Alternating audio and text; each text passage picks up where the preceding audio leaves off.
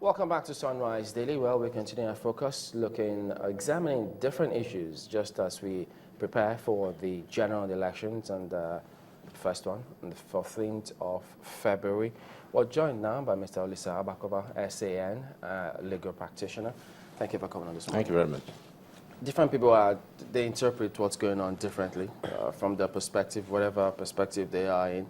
But about this process, how we're preparing the politicians, the kind of issues they raise, how the media covers it, what everybody is talking about, the big elections, to the extent that it drowns out almost any other thing that comes up. What's your assessment of this whole process? Very poor. Very, very poor. There are no issues. They are abusing themselves. They are competing for power. It's clear that I don't know who is right of center, or who is left of center. I take it that PDP is right of center and APC is right of center. But all I hear is Aso Rock. And it's to do with the configuration of Nigeria, where we have a pyramid federation. Power is in the hands of only one person, the president. The Constitutional Conference we attended didn't produce the type of results I thought it should have produced. Because if we had regionalism, then you'll have 6 sub-presidents.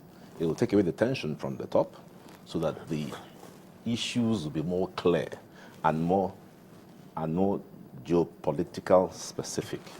So when the foundational structures are poor, then what I call a national order does not exist. No one will deny that Nigeria is in disorder. Tell us more about this national order. National order is a concept that was evolved by the Europeans when they had a big fight, a 30-year religious war, and they then said to themselves, why don't we actually sit down and talk?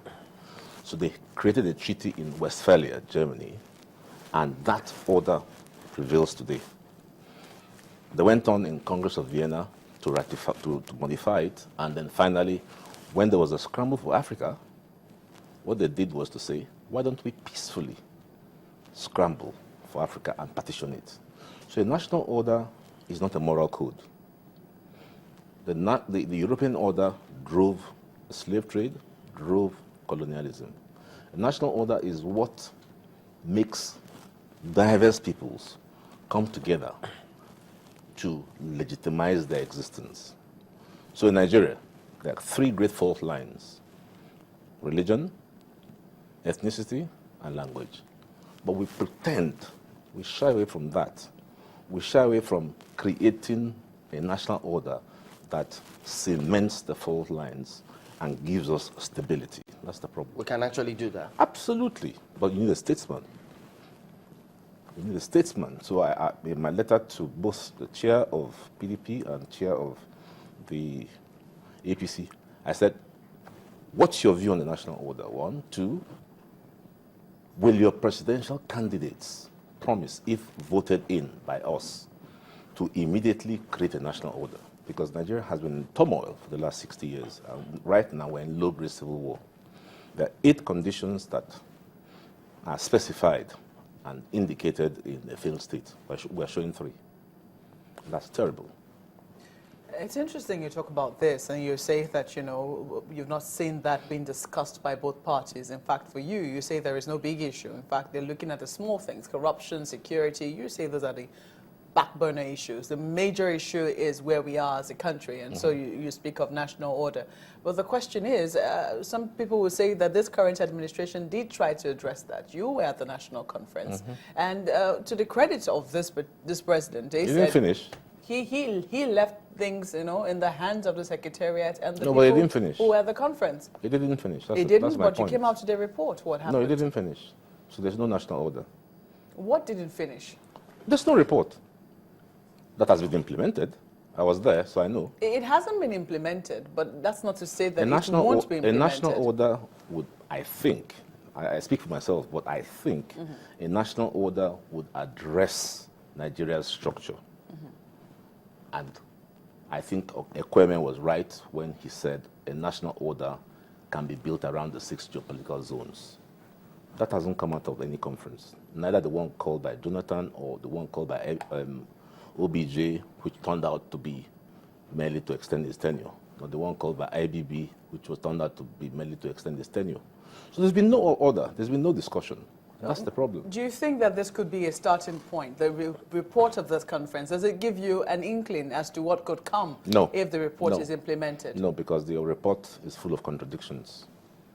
It wasn't driven by the relevant actors who would create the kind of system we're looking for. So that's why I said, if we start afresh, ask. That's why I say it's the big issue. I don't diminish the other issues. But if you were a presidential aspirant, I would ask you, what type of national order would you put in place, and how long would it take you to put it in place when you get in? Because without the national order, you can't get anything right. Corruption thrives because Abuja awards a contract to build the Onitsha road to Enugu. I come from Onitsha. 30 years, the road has not been completed. Because it's too far. The Minister of Works will award a contract for roads in Onitsha. What concerns him? The port in Onitsha is controlled by the Ministry of Transport. How can that be when the port is just behind my house? What happens to the governor of the state? That's the problem. We have a centrifugal federal structure that is not working. But what's the connection? Because you say that there is no way that the 2015 elections will be successful if we do not address this question of national That's order. my view. It will just be another election. When I say successful, I mean stability. We've seen 2007, 2003, 1999. They've all been useless. If they were successful, why are we here? So if we want to have proper elections, credible, free, fair elections that will create stability and push Nigeria to the front of nations, then we have to put in people who care about us. And I haven't seen any leader so far, in my view, that has put Nigerians first.